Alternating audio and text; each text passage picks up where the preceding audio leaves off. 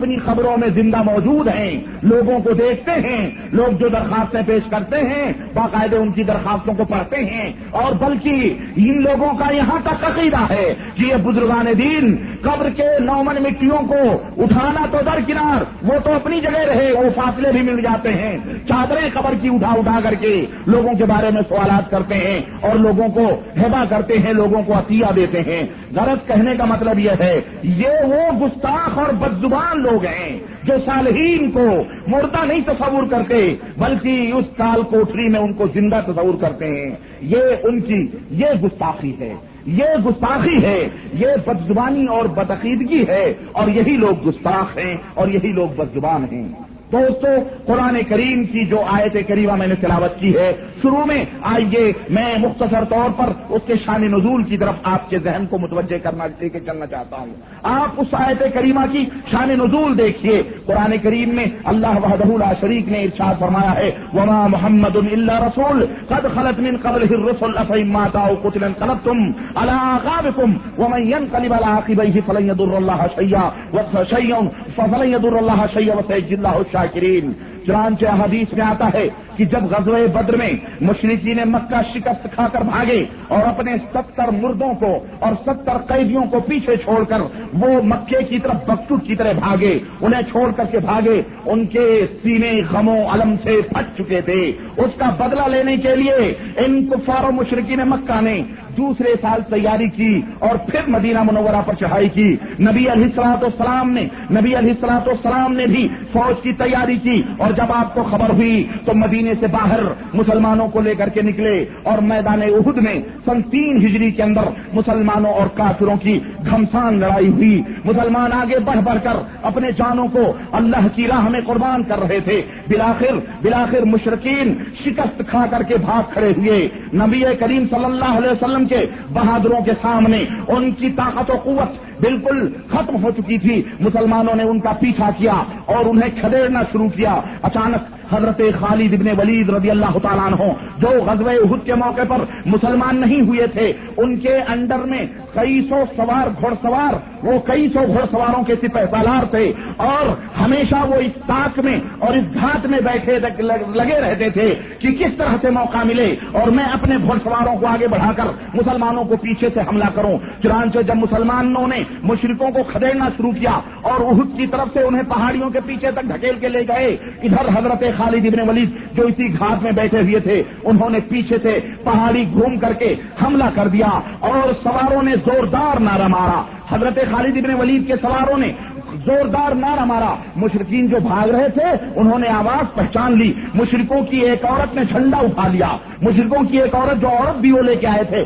اس نے جھنڈا اٹھا لیا جو گر چکا تھا اور اٹھا کر اوپر بلند کر دیا۔ پھر کیا تھا، بھاگتے ہوئے مشرکین کے قدم رک گئے، بکھرے ہوئے مشرکین پھر جمع ہو گئے اور کفار کے قدم جم گئے، اور یوں مسلمان چکی کے 2 پاٹوں کے بیچ میں آ گئے۔ ایک طرف ادھر سے کفار و مشرکین اور پیچھے سے حضرت خالد ابن ولید جو مشرکوں کے سپہ سالار تھے ان کا، اور مسلمان بیچ میں پھنس گئے۔ اس وقت رسول اللہ صلی اللہ علیہ وسلم مسلمانوں کے پیچھے تشریف فرما تھے اور آپ کے ساتھ صرف 7 انصاری صحابی اور 2 مہاجر قریشی صحابی موجود تھے۔ صرف 9 آدمی تھے اور ایک نبی کریم صلی اللہ علیہ وسلم تھے۔ آپ نے پہاڑ کے پیچھے سے خالد ابن ولید کے سواروں کو دیکھا کہ خالد ابن ولید ایک فوج لے کر کے مسلمانوں کے پیچھے دوڑے، نمودار ہوئے دیکھا تو نہایت بلند آواز سے نبی کریم صلی اللہ علیہ وسلم نے آواز دی کہ اے اللہ کے بندو، مسلمانوں میری طرف آؤ، دیکھو خالد ابن ولید کی فوج آ رہی ہے۔ لیکن اس آواز کو مشرکین مکہ نے جو آپ سے زیادہ قریب تھے انہوں نے پہلے سن لیا، اور مسلمان جو آپ صلی اللہ علیہ وسلم سے تھوڑے دور تھے ان تک وہ آواز بعد میں پہنچی، لیکن مشرکین مکہ جو آپ سے قریب تھے انہوں نے اس آواز کو پہلے سن لیا۔ پھر کیا تھا، پھر انہوں نے اسی آواز کی طرف اپنے گھوڑے ڈال دیے، اسی آواز کی طرف رخ کیا۔ اب کیا تھا، انہیں اپنی خواہش پوری ہوتی ہوئی نظر آئی۔ شمع رسالت کو بجھانے کی آرزو میں وہ خوب جوش سے حملہ آور ہوئے، آپ پر تابڑتوڑ حملہ کرنا شروع کیا۔ مشرکوں نے شروع کر دیا حملہ۔ مسلمان فوج ذرا دور نکل چکی تھی، ان کے آنے میں دیری ہو رہی تھی، ادھر مشرکین کی یہ کوشش تھی کہ مسلمانوں کے پہنچنے سے پہلے نبوت کے اس چراغ کو گل کر دیا جائے، محمد الرسول اللہ صلی اللہ علیہ وسلم کی ٹکا بوٹی اڑا دی جائے۔ یہی وہ مشکل اور خطرناک گھڑی تھی جب کائنات کے امام نے فرمایا تھا کہ کون ہے جو ان مشرکوں کو مجھ سے دور کرے اور جنت میں میرا رفیق سفر بنے اور جنت میں میرا ہم نشیں بنے۔ شمع نبوت کے پروانوں میں سے ایک انصاری صحابی آگے بڑھے اور مشرکوں کو پیچھے دھکیلا اور لڑتے لڑتے نبی کے قدموں میں شہید ہو گئے۔ اب مشرکین بالکل قریب آ چکے تھے، آپ کے مقدس لبوں سے پھر وہی کلمات نکلے کہ کون ہے جو جنت میں میرا ساتھی بنے گا۔ دوسرے ایک صحابی نے آگے بڑھ کر کے مقابلہ کیا، وہ بھی شہید ہوئے، پھر تیسرے آگے بڑھے، وہ بھی شہید ہوئے، پھر چوتھے، یہاں تک کہ 7 صحابی اللہ کے رسول صلی اللہ علیہ وسلم کے گرد جنہوں نے حلقہ بنایا تھا اور نبی صلی اللہ علیہ وسلم کو بیچ میں لیا ہوا تھا، 7 صحابہ نبی کے قدموں میں شہید ہو گئے۔ اور جب 7ویں صحابی گر گئے تو اب صرف 2 قریش مہاجر صحابی باقی بچے، ایک حضرت طلحہ ابن زبیر تھے تو دوسرے سعد بن ابی وقاص تھے۔ اب مشرکوں نے حملہ تیز کر دیا اور میدان کو خالی دیکھ کر نبی کریم صلی اللہ علیہ وسلم کو نشانہ بنایا۔ نتیجتاً آپ کو ایک پتھر آ کر کے لگا، ایک ظالم نے پتھر اٹھا کر کے پھینکا جس سے آپ پہلو کے بل گر پڑے اور آپ کا وہ نچلا اور داہنا رباعی دانت ٹوٹ گیا، نچلا ہونٹ بھی پھٹ گیا اور خون کا فوارہ آپ کے ہونٹ مبارک سے نکل پڑا۔ یہ پتھر عتبہ بن ابی وقاص نے مارا تھا۔ ایک بھائی سعد بن ابی وقاص تھا جو نبی رحمت صلی اللہ علیہ وسلم جس کی حفاظت اپنی جان کھیل کر کے کر رہا تھا، لیکن کفار و مشرکین کی طرف ایک دوسرا بھائی تھا، عتبہ بن ابی وقاص تھا جو مشرک تھا، اس نے نبی کریم صلی اللہ علیہ وسلم پر پتھر مارا تھا۔ آپ بے ہوش ہو کر کے زمین کے اوپر گر پڑے۔ اتنے میں عبداللہ ابن قمیہ مشرک جو بے مثال اور عظیم گھوڑ سوار تھا مشرکوں کا، وہ نبی کریم صلی اللہ علیہ وسلم کے قریب آیا اور اس نے آپ کے سر پر ایسی تلوار ماری مگر وہ تلوار آپ کے کندھے پر لگی، لیکن لوہے کا جو لباس آپ صلی اللہ علیہ وسلم پہنے ہوئے تھے وہ تلوار اس لباس کو نہ کاٹ سکی۔ سر پر تلوار ماری تو جو لوہے کی ٹوپی آپ پہنے ہوئے وہ لباس تو وہ نہ کاٹ سکی، البتہ 1 مہینے تک اللہ کے نبی صلی اللہ علیہ وسلم نے، اور بلکہ 1 مہینے سے زائد مدت تک آپ صلی اللہ علیہ وسلم اپنے کندھے میں تکلیف محسوس کر رہے تھے۔ پھر اس نے دوبارہ حملہ کیا اور نبی کریم صلی اللہ علیہ وسلم کے چہرے مبارک پر آنکھ کے نیچے جو یہ ہڈی ہے اس ہڈی پر حملہ کیا، لیکن وہ ہڈی بھی چونکہ آپ لوہے کی ٹوپی پہنے ہوئے تھے اور زنجیریں لوہے کی ٹوپیوں کی پورے چہروں کے اوپر لٹک رہی تھی، اس لیے وہ تلوار انہی زنجیروں پر لگی، چنانچہ اس زنجیروں کی 2 کڑیاں آپ صلی اللہ علیہ وسلم کے رخسار مبارک میں آپ کے گالوں میں دھس گئیں، سر اور پیشانی پر چوٹ آئی، آپ کا چہرے مبارک لہولہان ہو گیا، خون کے فوارے جاری ہو گئے، آپ بے ہوش ہو گئے۔ لیکن تھوڑی دیر کے بعد میں جب آپ صلی اللہ علیہ وسلم کو ہوش آیا، آپ چہرے مبارک سے خون کو پوंچھتے تھے اور فرماتے تھے کیف یفلح قوم شجوا وجہ نبیہم وکسروا رباعیتہ وہو یدعوہم الی اللہ۔ اللہ اس قوم کو کیسے فلاح دے سکتا ہے، اللہ اس قوم کو کیسے نجات دے سکتا ہے جو قوم اپنے اس نبی کو زخمی کر رہی ہو، اپنے اس نبی کے دانتوں کو توڑ دے جو انہیں اللہ کی طرف بلائے، بھلا وہ قوم کیسے نجات حاصل کر سکتی ہے؟ ابھی زبانیں محمد الرسول اللہ صلی اللہ علیہ وسلم سے یہ کلمات ادا ہی ہوئے تھے کہ حضرت جبریل آیت کریمہ اللہ نے وحی کی اور آیت کریمہ نازل فرمائی لیس لک من الامر شیء او یتوب علیہم او یعذبہم فانہم ظالمون۔ میرے نبی، میرے محبوب، آپ کا اس میں کوئی دخل نہیں، اپنی زبان کو بند رکھو۔ ایسا بھی ہو سکتا ہے کہ جنہوں نے آج آپ کے خون نکالے ہیں کل آپ کے نام پر اپنے خون کو بہانے کو فخر سمجھیں، ایسا بھی ہو سکتا ہے کہ جو آج آپ کے دشمن ہیں کل آپ کے دیوانے بن جائیں۔ یہ اللہ کی مرضی ہے، آپ کا اس میں کوئی دخل نہیں ہے۔ اللہ چاہے تو انہیں معاف فرما دے، اللہ چاہے تو ان کی توبہ کو قبول کر لے اور چاہے تو ان کو جنت الفردوس میں جگہ عطا فرمائے۔ آپ اپنی زبان کو بند رکھیں، اس میں آپ کا کوئی دخل نہیں۔ ادھر حضرت طلحہ اور ادھر حضرت سعد بن ابی وقاص جان پر کھیل کھیل کر اپنے نبی کی حفاظت کر رہے تھے۔ حضرت سعد بن ابی وقاص نے اس قدر تیر چلائے کہ نبی علیہ الصلوۃ والسلام نے اپنے ترکش کے تیر ان کے لیے بکھیر دیے اور آقا رحمت فرماتے جاتے تھے سعد یہ تیر لو، تیر چلاؤ، میرے ماں باپ تم پر قربان ہوں، ساتھ میرے ماں باپ تم پر قربان ہو، یہ تیر چلاؤ، یہ میرے ترکش کے تیر ہیں، ان کافروں کو مجھ سے دور ہٹاؤ۔ حضرت طلحہ نے بے جگری سے دشمنوں کا مقابلہ کیا، تقریباً 39 زخم حضرت طلحہ ابن زبیر کے جسم پر لگے، اور جب سامنے جب اللہ کے نبی صلی اللہ علیہ وسلم کو انہوں نے اپنے پیچھے کیا ہوا تھا، اور جب سامنے سے جسم کے اوپر تیروں کے نشان باقی نہ رہے، تو حضرت طلحہ ابن زبیر نے چہرہ نبی کی طرف کر لیا اور پیٹھ دشمنوں کی طرف کر لیا۔ آقا رحمت نے فرمایا کہ طلحہ، اللہ اور اس کا رسول تم سے راضی ہو، تم نے پیٹھ میری طرف ان کی طرف کیوں کر لی؟ کہنے لگے آقا جسم کے اوپر اب زخم کھانے کی تاب نہیں رہی، لیکن پیٹھ تو بھی خالی ہے زخموں سے، آقا آپ میرے سائے میں رہیں، کہیں ایسا نہ ہو کہ دشمنوں کا تیر لگے اور آپ کا کام تمام ہو جائے۔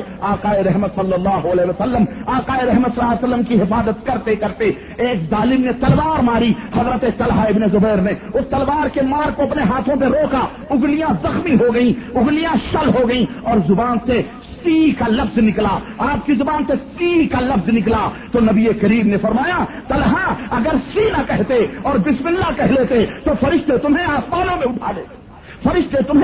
میں اٹھا لیتے اور لوگ دیکھتے رہتے۔ چنانچہ یہی وہ مشکل اور عظیم ترین گھڑی تھی جب اللہ نے اپنے حبیب جناب محمد الرسول اللہ صلی اللہ علیہ وسلم کی حفاظت کے لیے حضرت جبریل امین سید الملائکہ کو اور حضرت میکائیل علیہ السلام دونوں کو اس لڑائی کے اندر بھیجا، اور خوب لڑائی ہوئی۔ اسی دوران ایک کافر نے شور کر دیا، جب محمد الرسول اللہ صلی اللہ علیہ وسلم احد کی اس گھاٹی میں بے ہوش ہو کر کے پڑے ہوئے تھے، اس وقت ایک کافر نے شور کر دیا اور اس نے مدینے کے اندر آواز دی کہ اے مدینے کے لوگوں خوش ہو جاؤ، اے مشرکوں کافروں خوش ہو جاؤ، ہم خوشخبری دے رہے ہیں کہ محمد الرسول اللہ کو ذبح کر دیا گیا ہے، محمد الرسول اللہ کو شہید کر دیا گیا ہے۔ یہ خبر تیزی سے پھیل گئی۔ مسلمان جو بے جگری سے لڑ رہے تھے، مسلمان جو لڑائیوں میں مشغول تھے، جب انہوں نے یہ خبر سنی ان کے حوصلے پست ہو گئے۔ کسی نے احد کی گھاٹی کی پناہ لی، کوئی مدینہ منورہ جا پہنچا، کتنوں نے لڑائی چھوڑ دی۔ عمر جیسا جلیل القدر صحابی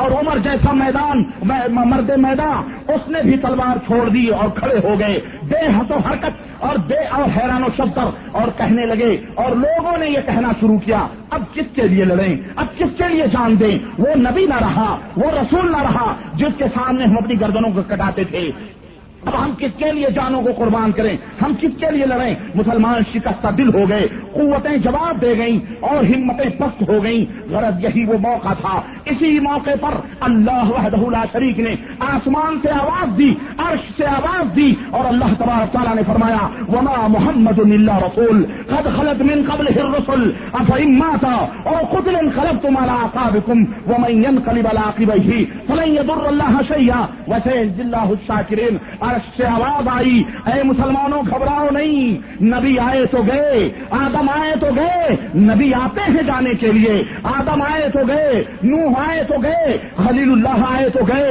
ذبیح اللہ آئے تو گئے، یوسف کنانی آئے تو گئے، یعقوب آئے تو گئے، داؤد آئے تو گئے، سلیمان آئے تو گئے، یہاں جو بھی آیا ہے وہ جانے کے واسطے ہی آیا ہے۔ سنو میرا دین جو ہے، میرا اسلام جو ہے، میری توحید جو ہے، وہ کسی نبی کی زندگی کے واسطے نہیں آئی ہے۔ نبی آئے تو گئے، نبی آئے اور چلے جائیں گے، اور نبی آتا ہی ہے جانے کے لیے۔ جب تک آفتاب و مہتاب ہے نبی تو آئیں گے اور جائیں گے، لیکن مسلمانوں سنو رب کا جو دین ہے وہ قیامت کی صبح تک باقی رہے گا، وہ قیامت کی صبح تک باقی رہے گا، وہ مٹنے کے لیے نہیں آیا ہے، وہ نہ اللہ کا دین ختم ہونے کے لیے نہیں آیا ہے۔ نبی کی موت دین کی موت نہیں ہے، نبی کا مرنا دین کا ختم ہونا نہیں ہے، نبی کی موت اٹل ہے، پیغمبر کی وفات اٹل ہے، پیغمبر کی موت یہ دین کا خاتمہ نہیں، اسلام کا جھنڈا قیامت تک بلند رہے گا، اسلام کا یہ جھنڈا قیامت کی صبح تک قائم و دائم رہے گا، اور قیامت تک یہ بلند رہے گا۔ رب نے، اللہ نے عرش سے مسلمانوں کو حوصلہ دیا، عرش سے آواز آئی وما محمد الا رسول۔ اے دنیا کے بسنے والوں تم بھی سنو، جو احد میں موجود ہو تم بھی سنو، اور قیامت تک آنے والی نسلوں تم بھی کان کھول کر کے سن لو، وما محمد الا رسول، اگر تمہارا پیغمبر اپنی طبعی موت مر جائے، اپنی طبعی موت فوت ہو جائے یا میدان جنگ میں شہید کر دیا جائے، چاہے نبی کا کلمہ پڑھنے والے، اے نبی کے دیوانوں، اے نبی کے پروانوں، انقلبتم علی اعقابکم، کیا نبی کے جانے کے بعد تم اسلام کو چھوڑ دو گے؟ کیا نبی کے وفات کے بعد تم اسلام سے برگشتہ ہو جاؤ گے؟ سنو سنو، وَمَن يَنقَلِبْ عَلَىٰ عَقِبَيْهِ فَلَن يَضُرَّ اللَّهَ شَيْئًا وَسَيَجْزِي اللَّهُ الشَّاكِرِينَ، اور وہ بدنصیب جو ایسا کرے گا کہ نبی کے جانے کے بعد دین اسلام سے پھر جائے گا، وہ رب کا کوئی نقصان نہیں کر سکتا ہے، وہ رب کو کوئی نقصان نہیں پہنچا سکتا۔ اور میں کہنا یہ چاہتا ہوں اور یہ بتلانا چاہتا ہوں کہ رب کائنات نے امام کائنات کی موت کی طرف اشارہ کیا، افہم ماتا، اگر نبی مر جائیں، اگر نبی مر جائیں، مسلمانوں غور کرو، افہم ماتا، مسلمانوں ذرا ان سے پوچھو، ذرا ان نادانوں سے پوچھو اور ان قبر کے پجاریوں سے پوچھو جو یہ کہتے ہیں کہ نبی کو مردہ کہنا، نبی کے بارے میں موت کا لفظ استعمال کرنا یہ نبی کی گستاخی ہے۔ جو یہ کہے کہ نبی علیہ السلام فوت ہو گئے وہ نبی کا گستاخ ہے۔ جو نبی کی توہین کرنے والا ہے وہ غدار مصطفیٰ ہے، وہ دشمن مصطفیٰ ہے۔ جو نبی کو مردہ تصور کرے وہ دشمن مصطفیٰ ہے، وہ غدار مصطفیٰ ہے۔ میں پوچھنا چاہتا ہوں کہ دوستو یارو ذرا بتلاؤ تو صحیح کہ کیا قرآن نبی کی توہین کے واسطے اترا تھا یا نبی کی عزت و رفعت کو بلند کرنے کے واسطے اترا تھا؟ کیا قرآن نبی کی توہین کے واسطے نازل ہوا تھا؟ کیا قرآن نبی کی توہین کر رہا ہے؟ رب کعبہ کی قسم ہے میں اس آیت کو قرآن مانتا ہی نہیں جس آیت میں اللہ کے حبیب جناب محمد رسول اللہ صلی اللہ علیہ وسلم کی توہین شامل ہو۔ وہ قرآن نہیں ہو سکتا ہے۔ جس قرآن میں نبی کی توہین ہو وہ قرآن اللہ کا کلام کبھی بھی نہیں ہو سکتا ہے۔ افہم ماتا، اگر وہ مر جائیں، افہم ماتا، اگر وہ نبی مر جائے، اگر موت نبی یعنی نبی کی موت یہ توہین ہو انبیاء علیہ الصلوۃ والسلام کی، یا نبی کو مردہ کہنے سے نبی کی توہین یا گستاخی ہوتی ہے، تو کیا یہ رحمان کا قرآن نبی کی توہین کر سکتا ہے؟ نبی کی توہین کر سکتا ہے؟ اپنے نبی کی شان میں توہین والا لفظ قرآن استعمال کر سکتا ہے؟ توہین کا جملہ قرآن استعمال کر سکتا ہے؟ اور توہین کا جملہ اللہ الرحمن قرآن کے اندر صاحب قرآن کی شان میں استعمال کر سکتا ہے؟ ہرگز استعمال نہیں کر سکتا ہے۔ ایسا کلمہ جو نبی کی شان میں توہین والا کلمہ ہو، اللہ اس کو استعمال قرآن میں نہیں کر سکتا ہے۔ افہم ماتا، اگر وہ مر جائیں، او قتلا، یا وہ شہید کر دیے جائیں۔ اور مجھے یاد آیا اور میں نے آپ کو بتلایا بھی تھا پچھلے خطبہ جمعہ میں کہ نبی کریم صلی اللہ علیہ وسلم کی لاش مبارک چارپائی کے اوپر پڑی ہوئی ہے۔ حضرت ابوبکر صدیق رضی اللہ تعالیٰ عنہ تشریف لاتے ہیں اور جناب عمر نے جب یہ سنا تو دیوانوں کی طرح مدینہ المنورہ کی گلیوں میں چکر لگانے لگے اور کہنے لگے ما مات رسول اللہ، اللہ کی قسم اللہ کے رسول نہیں مرے ہیں۔ وقت بڑا نازک ہے، حالات بڑے نازک تھے، وقت کی نزاکت کا تقاضا یہ تھا کہ کوئی اختلاف نہ ہو پڑے۔ صدمات سے مسلمانوں کے دل چور چور تھے، غموں کی راتیں چھا گئیں، ہر صحابی اپنے اپنے غم میں ڈوبا ہوا پڑا ہوا تھا۔ ادھر عمر کا اعلان تھا کہ ما مات رسول اللہ کو موت نہیں آئے گی، رسول اللہ صلی اللہ علیہ وسلم مرے نہیں ہیں، رسول اللہ صلی اللہ علیہ وسلم کو موت نہیں آئی ہے، اور جو یہ کہے گا کہ ہمارے نبی مر چکے ہیں ہم اس کی گردن کو اس کے سر سے اس کے جسم سے جدا کر دیں گے۔ ادھر اللہ رحم فرمائے صدیق اکبر رضی اللہ عنہ پر، حضرت ابوبکر صدیق پر تشریف لاتے ہیں، پیشانی چومتے ہیں، پاک و طاہر چادر کو چہرے مبارک کے اوپر اڑا دیتے ہیں اور مسجد نبوی کے اندر تشریف لاتے ہیں اور تشریف لا کے منبر پہ کھڑے ہوتے ہیں، اللہ کی حمد و ثنا بیان کرتے ہیں اور حمد و ثنا بیان کرنے کے بعد میں ایک خطبہ دیتے ہیں۔ اور مسلمانوں اس خطبے کو اپنے سینے کی تختیوں پر نوٹ کر لو، اپنے ذہن کے پردوں پر نقش کر لو۔ صحیح بخاری کی یہ روایت جو صحیح بخاری کے اندر امام بخاری نے ذکر کی ہے حضرت ابوبکر کے اس خطبے کو اور ان ظالم خرافاتیوں کے اور ان شکم پرور ملاؤں کے چہروں پر یہ خطبہ مارو اور کہو ظالم اس کا تو جواب دے. حضرت ابوبکر صدیق فرما رہے ہیں حمد و صلوات کے بعد کہتے ہیں یا ایھا الناس اعلموا اے لوگو جان لو من کان یعبد منکم محمدا فإن محمدا قد مات. من کان یعبد منکم محمدا فإن محمدا قد مات ومن کان یعبد اللہ فهو حی لا يموت. اے لوگو کان کھول کر سن لو تم میں جو شخص محمد الرسول اللہ کی عبادت کرتا تھا محمد الرسول اللہ جس کی نظر میں معبود تھے وہ کان کھول کر کے سن لے قد مات. عرب میں رہتے ہیں آپ لوگ لفظ مات کا ترجمہ کیا ہے اس ملانے سے پوچھو. اس کے مفتی دوراں غزالی دوراں اور اس کے جو ہے مفکر ملت غازی ملت خطیب الہند فلانے ہند اور خطیب پاکستان ان سے پوچھو قدمات کا کیا ترجمہ ہے. ابو بکر صدیق فرما رہے ہیں وہ مر چکے جو محمد کی پوجا کرتا تھا صلی اللہ علیہ وسلم وہ انتقال کر چکے وہ مر چکے اور جو ایک رب کی پوجا کرتا تھا فهو حی لا يموت تو اسے کبھی موت نہیں آ سکتی ہے وہ ہمیشہ کے لیے زندہ ہے. اور اس کے بعد میں حضرت ابوبکر صدیق نے قرآن کریم کی یہی آیت پڑھی وما محمد الا رسول قد خلت من قبله الرسل افإن مات أو قتل انقلبتم على أعقابكم. یہی آیت کریمہ پڑھی کہ محمد صرف ایک رسول ہیں اور ان سے پہلے بھی بہت سارے انبیاء اور رسول آئے اور گئے خلیل آئے گئے ابراہیم آئے گئے سب کو موت آئی ہے. اے لوگوں اگر یہ مر جائیں یا یہ شہید کر دیے جائیں تو کیا پھر تم کافر ہو جاؤ گے. یہی آیت کریمہ پڑھی حضرت عمر فاروق اعظم رضی اللہ تعالی عنہ کا غصہ ٹھنڈا ہو گیا.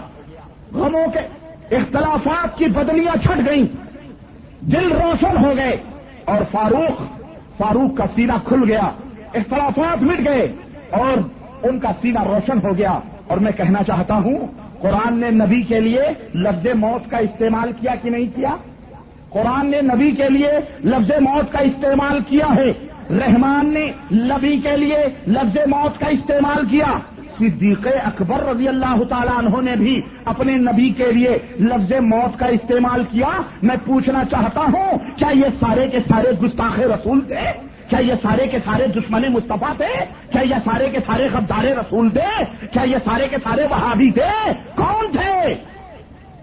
آج ہم یہ کہتے ہیں کہ ہمارے رسول مر گئے تو ہمیں یہ سکھایا جاتا ہے کہ یہ غدار رسول ہے یہ دشمن مصطفیٰ ہے یہ وہابی رہابی ہے یہ پتہ نہیں کیا کیا ہے. آج یہ کون تھے؟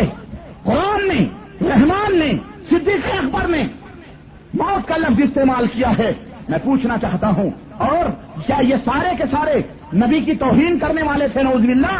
کعبے کے رب کی قسم ہے اگر موت نبیوں کے واسطے توہین ہوتی تو اللہ تبارک و تعالی اپنے نبیوں کو موت سے مستثنا اور الگ قرار دیتا. اگر موت نبیوں کے لیے توہین ہوتی تو اللہ تبارک و تعالی انہیں موت سے الگ بیان کرتا. اور میرا یہ عقیدہ ہے کہ اگر موت کے پنجے سے کوئی بچ سکتا تھا تو اس کائنات میں سب سے پہلی ہستی پیغمبر اسلام جناب محمد رسول اللہ صلی اللہ علیہ وسلم کی ذات پاک تھی جنہیں اللہ تبارک تعالیٰ موت سے بچا سکتا تھا اور انہیں بچا لیتا. لیکن موت کے پنجے سے کسی کو چھٹکارا کسی کو نجات نہیں ہے. موت کے پنجے سے کوئی محفوظ نہیں رہا. میرا نبی بھی موت کے پنجے سے محفوظ نہیں رہا. سارے انبیاء کے اوپر موت آئی ہے. آپ کہیں گے کہ جناب علی اس کی دلیل کیا ہے؟ آئیے میں تمہیں قرآن سے دلیل دیتا ہوں. اور قرآن تم تو پڑھتے نہیں. قرآن کو تم نے طاقوں پہ سجا کے رکھا ہے. مرنے والوں پر حفجی لوگوں کو بلا کے سپارے پڑھا کے نان کھٹائیاں اور جلیبیاں اور بتاجے بانٹ کے فاتح کر کے خلاص کر دیتے ہو. قرآن تو سمجھ نہیں آتی. نہ قرآن کو پڑھتے نہ ملا نے تمہیں بتلاتے ہیں.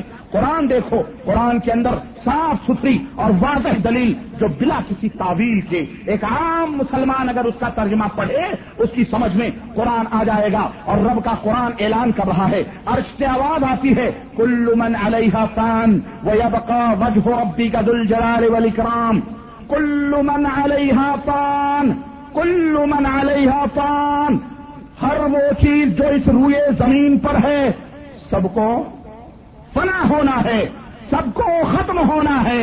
وَيَبْقَى وَجْهُ رَبِّكَ ذُو الْجَلَالِ وَالْإِكْرَامِ، اور اس کائنات میں اگر کوئی ذات باقی رہنے والی ہے تو وہ رب ذو الجلال والاکرام کی ذات ہے۔ بقیہ سب کو فنا ہے، سب کو فنا ہونا ہے۔ کچھ سمجھ میں آیا آپ کے؟ اور میں قرآن کی سیر کراؤں تمہیں، دوسری آیتوں کی طرف لے کے چلوں۔ سورہ مریم اٹھاؤ، آیت نمبر 11 سے لے کے 15 تک پڑھو۔ اللہ تبارک و تعالیٰ نے اپنے نبی یحییٰ کے بارے میں کیا فرمایا؟ یا یحییٰ خذ الکتاب بقوة وآتیناہ الحکم صبیہ وحنانا من لدنا وزکاة وکان تقیہ وبرا بوالدیہ ولم یک جبارا عصیہ وسلام، توجہ چاہوں گا اس آیت کریمہ پر، وسلام علیہ یوم ولد، وسلام علیہ یوم ولد ویوم یموت ویوم یبعث حیا۔ اے یحییٰ تجھے بھی زندگی یہاں ہمیشہ نہیں رہنا ہے، تمہیں بھی موت کا پیالہ پینا ہے، تمہیں بھی موت آنی ہے، تمہاری موت کے اوپر بھی سلامتی ہو اور تمہاری پیدائش کے اوپر بھی سلامتی ہو، اور جس دن تم مردے سے زندہ بنا کے قیامت کے دن اٹھائے جاؤ گے اس دن بھی تمہارے اوپر سلام ہو۔ یوم یموت یوم یموت یوم یموت اے یحییٰ تجھے بھی موت کا پیالہ پینا ہے۔ ظالموں بتلاؤ، رحمان کا قرآن نبی کی توہین کر رہا ہے، رحمان کا قرآن نبی کی توہین کر رہا ہے، نبی کی گستاخی کر رہا ہے۔ اور سنو قرآن تمہیں کیا آواز دیتا ہے۔ ایک تیسری آیت کریمہ سے میں دلیل لے رہا ہوں، قرآن پڑھو۔ بدنصیبوں قرآن پڑھتے نہیں، یہ بدنصیب قرآن کو دیکھتے نہیں، قرآن پڑھنے کی انہیں توفیق نہیں ہوتی، قرآن کو انہوں نے رکھ چھوڑا ہے۔ آواز آتی ہے قرآن کریم سے حضرت عیسیٰ علیہ السلام کے تعلق سے، اللہ تبارک تعالیٰ فرماتا ہے قال انی عبد اللہ آتانی الکتاب وجعلنی نبیا وجعلنی مبارکا اینما کنت واوصانی بالصلاة والزکاة ما دمت حیا وبرا بوالدتی ولم یجعلنی جبارا شقیا۔ اور غور سے سنو اللہ تبارک تعالیٰ حضرت عیسیٰ کے بارے میں کیا فرما رہا ہے؟ والسلام علی یوم ولدت ویوم اموت، والسلام علی یوم ولدت ویوم اموت ویوم ابعث حیا ذلک عیسی ابن مریم قول الحق الذی فیہ یمترون۔ سورہ مریم آیت 30 سے لے کر کے 34 تک۔ اے عیسیٰ تم بھی اپنی زبان سے اعلان کر دو کہ یوم اموت مجھے بھی ایک دن مرنا ہے، میں بھی ایک دن مجھے بھی موت کا پیالہ چکھنا ہے اور مجھے بھی موت آنے والی ہے۔ نہیں سمجھ آئی؟ آؤ قریب کرتا ہوں، قریب میں کرتا ہوں۔ اللہ تبارک و تعالیٰ نے اپنے حبیب جناب محمد الرسول اللہ صلی اللہ علیہ وسلم کی زبان مبارک فیض ترجمان سے فرمایا، اللہ کو پتا تھا ایسے بدعقیدہ ظالم، ایسے گستاخ پیدا ہوں گے، بد زبان پیدا ہوں گے جو نبی کو زندہ دفن کروائیں گے، جو نبی کو زندہ قبروں میں ڈالیں گے۔ اللہ تعالیٰ نے قرآن کریم میں اپنے نبی کی زبان سے کیا کہلوایا؟ سنو، اپنے نبی کی زبان سے کہلوایا، آواز آئی کہ اے میرے نبی میرے بندوں میں اعلان کر دو۔ رب ذوالجلال نے کہا میرے بندوں میں اعلان کر دو۔ آواز آئی قل ان صلاتی ونسکی ومحیای ومماتی للہ رب العالمین، قل ان صلاتی ونسکی ومحیای ومماتی للہ رب العالمین۔ سورہ انعام آیت نمبر 162۔ اے نبی اپنی زبان مبارک سے یہ کہہ دو کہ میری موت، میری زندگی، میری قربانیاں، میری نمازیں، یہ سب کے سب کس کے لیے ہیں؟ اللہ وحدہ لا شریک کے لیے ہے۔ وہ مماتی مجھے بھی ایک دن مرنا ہے اور میں بھی مروں گا تو اللہ کی رضا اور خوشنودی کے لیے مروں گا، اور میری موت بھی اللہ کے ہاتھ میں ہے، للہ رب العالمین۔ وہ مماتی و ممات، نبی اپنی زبان سے اپنی توہین کر رہے ہیں، موت کی نسبت اپنے آپ کو نبی کہہ رہے ہیں میں بھی مروں گا، مجھے بھی مرنا ہے، اپنی زبان سے نبی توہین کر رہے ہیں۔ ذرا بتلاؤ عقل والو، نہیں سمجھ آئی؟ آؤ اب ذرا، یہ تو قرآن کی دلیلیں تھیں، آؤ ذرا میں حدیث کے بھی رخ روشن سے آپ کو آشکارا کروں، حضرت اور آپ کے دل و دماغ کی کھڑکیوں کو روشن کروں۔ حضرت مائی عائشہ صدیقہ کائنات فخر کر رہی ہیں، ناز کر رہی ہیں۔ صحیح بخاری کی روایت میں صدیقہ کائنات کا اپنا عقیدہ بیان فرما رہی ہیں اور کہہ رہی ہیں توفی النبی صلی اللہ علیہ وسلم فی بیتی و یومی، توفی النبی صلی اللہ علیہ وسلم توفی النبی صلی اللہ علیہ وسلم، اللہ کے نبی کی وفات ہو گئی. لقد توفی النبی صلی اللہ علیہ وسلم، اللہ کے نبی وفات پا گئے، اللہ کے نبی مر گئے. کب؟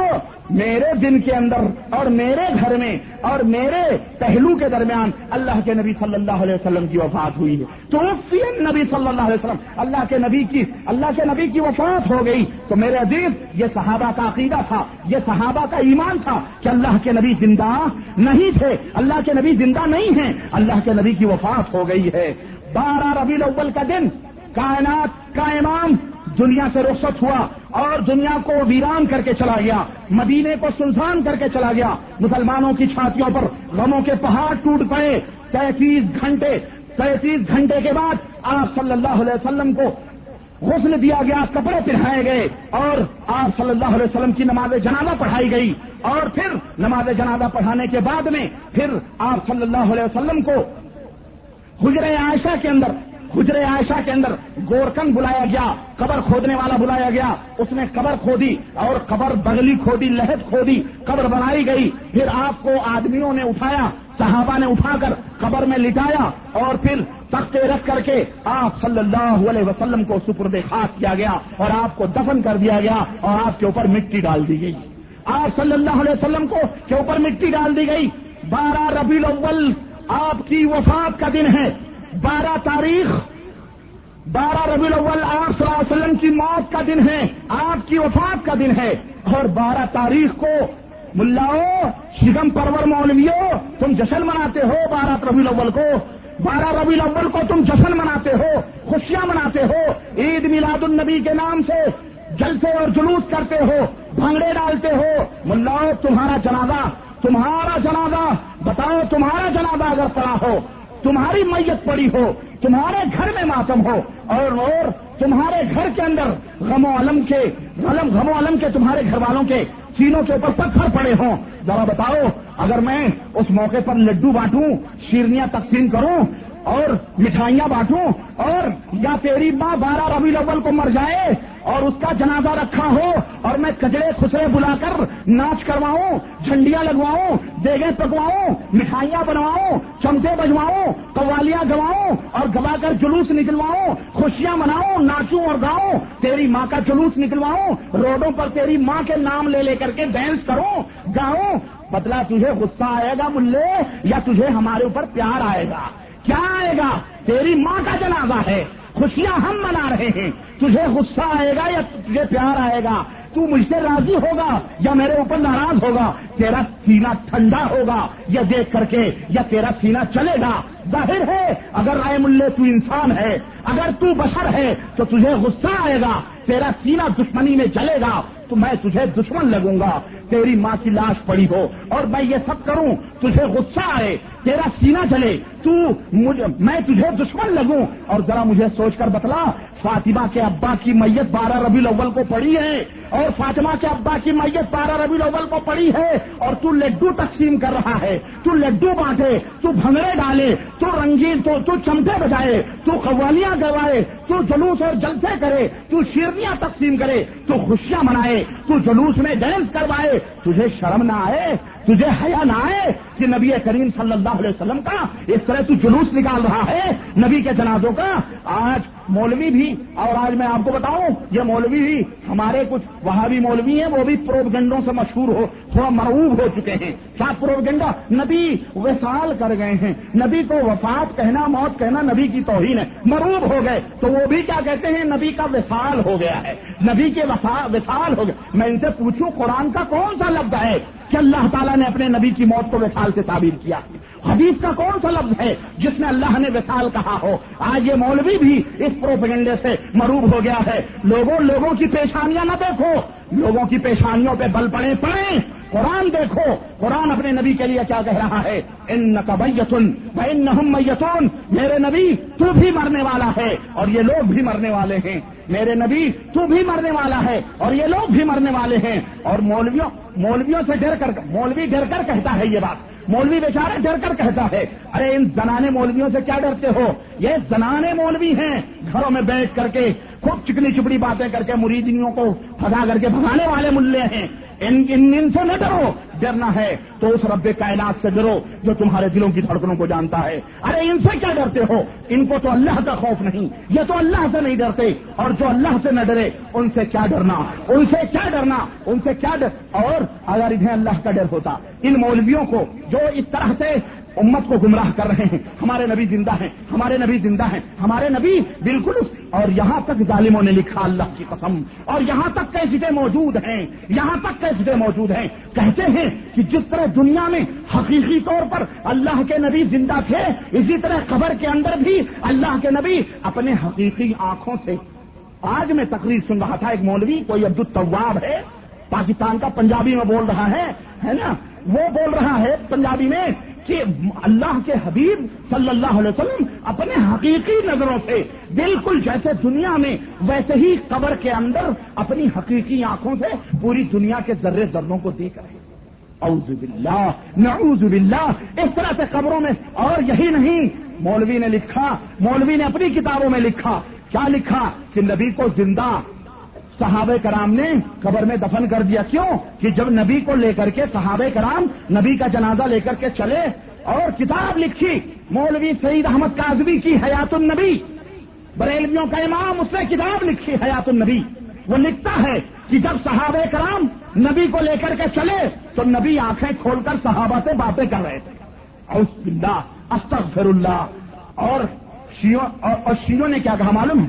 شیعوں نے کہا کہ ابو بکر نے, عمر نے, یہ نبی کے دشمن تھے, انہوں نے نبی کے جنازہ ہی نہیں پڑھا, انہوں نے نبی کا جنازہ ہی نہیں پڑھا اور بلا جنازے کے نبی کو دفن کر دیا. لیکن ان کی بات تھوڑی کم درجے کی لگتی ہے. ان لوگوں کی بات, یاروں کی جو اپنے آپ کو اہل سنت کا دم بھرتے ہیں, ان کی بات کتنی خطرناک ہے کہ نبی کے صحابہ سے نبی آنکھیں کھول کر جنازے میں باتیں کر رہے ہیں, اور صحابہ کرام نے اپنے نبی کو زندہ قبر کے اندر دفن کر دیا. یہ کہتے ہیں کہ صحابہ نے زندہ نبی کو قبر میں دفن کر دیا. شیعوں نے کہا نبی کی نماز جنازہ نہیں پڑھائی, وہ کہے نبی کی نماز جنازہ نہیں پڑھائی گئی, یہ کہیں نبی کو زندہ دفن کر دیا گیا. اور گستاخ کس کو کہتے ہیں؟ گستاخ ہمیں کہتے ہیں جو قرآن و سنت سے یہ عقیدہ رکھتے ہیں کہ ظالموں نبی کی نماز جنازہ بھی پڑھائی گئی اور نبی کو قبر کے اندر دفن بھی کر دیا گیا. صحابہ اور نبی اس دنیا سے کوچ بھی کر گئے ہیں, نبی مر چکے ہیں. میں پوچھنا چاہتا ہوں کیا اسی کا نام محبت ہے؟ اور حد ہو گئی, اور حد ہو گئی مسلمانوں, حد ہو گئی. ان کے امام اعلی حضرت امام اہل بدعت فضل بریلی جو ہیں خان صاحب, انہوں نے اپنی کتاب الملفوظ کے اندر لکھا, سنو غور سے, اور ان مولویوں کو ذرا یہ کتابیں بھی دکھاؤ, ان کو بتلاؤ کہ تمہارے امام نے کیا لکھا ہے. انہوں نے لکھا نبی صرف زندہ ہی نہیں بلکہ اپنی قبر انور میں روز زندہ ہیں اور حقیقی طور پر زندہ ہیں. جیسے دنیا میں زندہ ایسے قبر کے اندر سوئے ہوئے ہیں, اور روزانہ ازواج مطہرات آپ کے قبر میں پیش کی جاتی ہیں اور آپ صلی اللہ علیہ وسلم ان سے ہم بستری اور شباشی فرماتے ہیں. استغفر اللہ, اعوذ باللہ. یہ اہل سنت ہیں. یہ کس کا چہرہ ہے؟ یہ ہمارے یہاں کے اہل سنت, ٹی ٹی ایس, ٹماٹن سنی اہل سنت والجماعت, بہت قدامت نہیں چھوڑیں گے, خواجہ قدامت نہیں چھوڑیں گے. یہ ہیں اہل سنت. نبی کے نام کے بھنگڑے ڈلواتے ہیں, جلوس نکلواتے ہیں, اور ہمیں گستاخ کہتے ہیں. یہ گستاخ, یہ بدزبان ہے, یہ گستاخی کرتے ہیں نبی کی. ہم نبی کے دین کی دعوت دیں, ہم نبی کے کتاب و سنت کی طرف بلائیں, ہم اللہ کے دین کی طرف بتائیں, قرآن و سنت کی طرف ان کو بلائیں. ہم کسی امتی کے بات کو نبی کی بات پر اونچی کرنے سے منع کریں تو ہم وہابی, ہم گستاخ, ہم دشمن, ہم غدار مصطفیٰ, اور یہ سب کچھ کر کے نبی کی توہین کر کے, نبی کے صحابہ کی گستاخی کر کے, نبی کو زندہ قبر کے اندر دفن کرنے والا مان کر کے یہ وفادار مصطفیٰ یا عاشقان مصطفیٰ بنے ہوئے ہیں. اللہ اکبر. میں سوچنے لگا, آخری بات میں عرض کر کے رخصت ہو رہا ہوں, میں سوچنے لگا ایک بات, آپ بھی غور کرو ذرا میری اس بات سے, ہو سکتا ہے آپ بھی متفق ہوں, اور ذرا توجہ چاہوں گا آپ کی اس نقطے کے اوپر. آخری بات ہے, میں سوچنے لگا کہ آخر یہ مولوی کیوں اپنی عاقبت برباد کر رہے ہیں؟ نبی کو زندہ رکھ کر یہ کیا کرنا چاہتے ہیں؟ بھائی نبی کو زندہ مان کر یہ کیا کرنا چاہتے ہیں؟ قرآن و سنت کے واضح بیانات ہیں کہ اللہ کے نبی صلی اللہ علیہ وسلم اس دنیا سے رخصت ہو گئے، اللہ کے نبی کے اوپر موت آ گئی، اللہ کے نبی کو دفن کر دیا گیا۔ قرآن میں اللہ تعالیٰ نے ان کو مردہ کہا، صاف الفاظ میں نبی کے موت کی واضح دلیلیں موجود ہیں، لیکن یہ مولوی اس قرآن کا انکار کیوں کرتے ہیں؟ نبی کریم صلی اللہ علیہ وسلم کی احادیث کا انکار کیوں کرتے ہیں؟ اور کیوں لوگوں کو کہتے ہیں ان وہابیوں کی باتیں نہ سنو، ان کی مجلسوں نہ بیٹھو، ان سے بات نہ کرو، ان سے شادی بیاہ نہ کرو، ان سے دور رہو؟ ہماری باتیں کیوں نہیں سننے دیتے؟ آخر کیا سبب ہے؟ نبی کی زندگی کو ثابت کر رہے ہیں، کیا وجہ ہے، کیا سبب ہے کہ یہ نبی کو زندہ رکھنا چاہتے ہیں اور نبی کی زندگی کو ثابت کرنے پر تلے ہوئے ہیں اور موت کا انکار کر رہے ہیں؟ میرے دل کے کونے سے، میرے دل کے گوشے سے کیا آواز آئی کہ ربانی تجھے نہیں معلوم کہ انہوں نے کیوں ایسا کیا ہوا ہے؟ یہ کیوں نبی کو زندہ ثابت کر رہے ہیں؟ اس کی صرف ایک وجہ ہے، اس کی صرف ایک وجہ ہے، اور آپ کی بھی توجہ چاہوں گا، اور وہ وجہ صرف یہ ہے کہ اگر یہ نبی کو مردہ مان لیں تو پھر یہ عیاشیوں کے بستر کہاں جائیں گے؟ اگر یہ نبی کو مردہ مان لیں تو یہ عیاشیاں کہاں کریں گے؟ مرغیاں کہاں سے چبائیں گے؟ حلوے ماڈھے کہاں سے اڑائیں گے؟ دیگیں کہاں سے ٹنکائیں گے؟ اور شیرنیاں اور مٹھائیاں، لڈو اور جلیبیاں اگر نبی کو مردہ مان لیں تو پھر یہ کہاں سے توڑیں گے؟ قوالیاں کہاں سے گوائیں گے؟ قوالیاں کہاں سے گوائیں گے؟ اس کے اوپر رقص اور ناچ اور گانے کیسے کریں گے؟ بھگڑے کہاں سے نگوائیں گے؟ کھجڑے خسرے کہاں سے بلوا کر کے منائیں گے؟ اگر یہ نبی کو مردہ مانے تو عید میلاد النبی کی خوشیاں کہاں سے منائیں گے؟ ان کی جیبیں کہاں سے بھریں گی؟ ان کا یہ جہنم کہاں سے بھریں گے؟ ڈھول اور تاشے چمٹے کہاں سے بجوائیں گے؟ اس لیے ان مولویوں نے متفقہ فیصلہ کیا کہ موت کا انکار کر دیتے ہیں، نبی کی موت کا انکار کر دیتے ہیں، نہ رہے گا بانس اور نہ بجے گی بانسری۔ امت کے سامنے یہ بیان کرتے ہیں کہ نبی جو تھے وہ زندہ ہیں، وہ زندہ رہیں گے، ہمیشہ سے ہیں، ہمیشہ رہیں گے۔ تو ظاہر ہے جب وہ زندہ ہیں تو پھر پیدائش مناؤ، پھر ولادت مناؤ، پھر خوشیاں مناؤ، ہمارے درمیان نبی زندہ ہے۔ اور جب ہم یہ کہیں گے نبی مر گئے تو ظاہر ہے مسلمان نہ ڈیگیں پکوائے گا، نہ مٹھائیاں تقسیم کروائے گا، اور نہ کچھ بھی نہیں کرے گا، کیونکہ نبی تو مر گئے، تو غم میں ڈوبا رہے گا۔ اس لیے ہمارے زردے اور پلاؤ کے اوپر زد پڑے گی، اگر مردہ کہیں گے زردے پلاؤ جائیں گے، بریانیوں پہ زد پڑے گی، جیبوں کے اوپر زد پڑے گی۔ اگر موت کا ذکر ہوگا، میت کا تذکرہ ہوگا، نبی کی وفات کا بیان ہوگا، تو یہ عیاشیاں، یہ آرام، یہ بریانیاں، یہ دیگیں، یہ مرغے اور یہ خوبصورت حسین و جمیل جلوس میں شریک ہونے والی لڑکیاں اور استقبال جلوسوں کا کرنے والی چھوکریاں، یہ سب کہاں دیکھنے کو ملیں گے؟ یہ پیارے پیارے چہرے نظروں سے دور ہو جائیں گے، کیونکہ یہ سب وہاں بھی ہو جائیں گے، تو وہاں بھی پردے میں رکھیں گے۔ یہ کہا ان کے ہاں تو بابے کے ہاں سب جائز ہے، سب حلال ہے، تو پھر اس طرح سے قوم، اور اگر مردہ مانیں گے تو قوم مولویوں سے پوچھے گی کہ مولوی ذرا مجھے یہ بتلا، تو ایک طرف تو نبی کو مردہ کہہ رہا ہے، دوسری طرف بریانیاں توڑ رہا ہے اور شیرنیاں دبا رہا ہے، مٹھائیاں کھا رہا ہے، ذرا مجھے یہ بتا مولوی کہ تیرا باپ مرے، تیری ماں بہن مرے تو تو اس دن لڈو بٹوائے گا، تو اس دن خوشیاں منائے گا، تو اس دن جلوس نکلوائے گا، تو اس دن عید منوائے گا؟ مولوی کیا جواب دے گا؟ اس لیے مولویوں نے سوچا نبی کی موت کا انکار کر دو، نبی کا موت کا انکار کر دو، اور جو یہ کہے نبی مر گئے اس کے بارے میں یہ شور کر دو کہ یہ گستاخ رسول ہے، یہ دشمن رسول ہے، یہ غدار مصطفیٰ ہے، اور قرآن و سنت کو لوگوں کی نظروں سے دور رکھو، کیونکہ قرآن میں تو چیزیں موجود ہے کہ نبی مر چکے ہیں، اللہ نے فرمایا تجھے بھی مرنا ہے، نبی نے فرمایا ہمیں بھی مرنا ہے، اسی طرح سے صحابہ کا یہ عقیدہ، ان تمام سب چیزوں کو پردے میں رکھو، لوگوں کے سامنے بیان کرو۔ اس لیے ان مولویوں نے سوچا کہ اس طرح سے امت کے جیبوں کے اوپر ڈاکے ڈالے جائے۔ ان ظالموں سے پوچھو تو کیا پاک نبی کے پاک صحابہ نے، تو کیا ان صحابہ کے اوپر الزام لگا رہا ہے کہ ان صحابہ کرام نے اپنے نبی کو زندہ دفن کر دیا؟ اے شخص ذرا تو بھی سوچ، اے مسلمان ذرا تو بھی سوچ، کبھی اس مولوی کو بھی کہو کہ تو اپنے آپ کو سو جا، میں اپنے شاگرد، تو اپنے چارپائی پہ تو سو جا، اور میں اپنے شاگردوں سے کہوں کہ ایک طرف سرہانے اور پیتانے چارپائیاں اٹھا کر قبرستان لے جائیں، گورکن کو بلاؤں اور قبر کھودی جائے، اور تو اسی طرح سویا رہے، تجھے میں بھی قبر میں دفن کروں اور مٹیاں ڈالوں، پھر پوچھو اس مولوی سے کیا گزرے گی؟ ہمارے یہ فاطمہ کا ابا ہے نا، اس لیے جو دل میں آئے کہہ لیتے ہو، حسنین کے نانا ہے نا، اس لیے تم جو چاہو کہہ لو، اپنے بارے میں تصور کرو، تو سویا ہو چارپائی پر، جاگ رہا ہو اس طرح سے، زندہ ہو، اور ہم تجھے قبرستان لے جا کر کے دفن کریں، پھر سوچ تیرے دل پر کیا گزرے گی؟ وہ گوارا کرے گا مولوی؟ ارے ایسے مولویوں کو ایسے ہی قبریں کھود کے دفن کر دیا کرو مسلمانوں، اٹھو اور دنیا سے ایسے مولویوں کے وجود کو پاک و صاف کر دو، ایسے لوگوں کو ختم کر دو۔ تو دوستو انہوں نے موت کا انکار کر کے اپنی روزی روٹی بچا لی. بھلے قرآن و سنت چولہے بھاڑ میں جائیں, اللہ اور اس کے رسول کی باتیں چولہے بھاڑ میں جائیں, امت کی جیبوں کے اوپر یہ ڈاکے ڈالیں. اب ظاہر ہے کہ ان کو وہابیوں سے بھی دور رکھا جا رہا ہے, کیونکہ وہابی ان کے پول کھولیں گے, اور جب ان کا پول کھلے گا قرآن و حدیث بیان کریں گے تو لوگ چھٹ چھٹ کر کے وہابی ہو جائیں گے, ان کو لات مار دیں گے. مسلمانوں, آخری بات, خلاصہ کلام, میری تمام دونوں خطبوں کا نچوڑ اور اس کا لب لباب یہ ہے کہ قرآن و سنت کے دلائل آپ کے سامنے ہم نے مکمل طور پر ہر بات واضح طور پر رکھی. ہمارے نبی جس سے کھلے طور پر یہ عقیدہ ظاہر ہوتا ہے کہ ہمارے نبی جناب محمد الرسول اللہ صلی اللہ علیہ وسلم 63 برس کی زندگی پا کر 12 ربیع الاول کو چاشت کے وقت اس دنیا سے کوچ کر گئے. آپ مر گئے, آپ صلی اللہ علیہ وسلم کی وفات ہو گئی.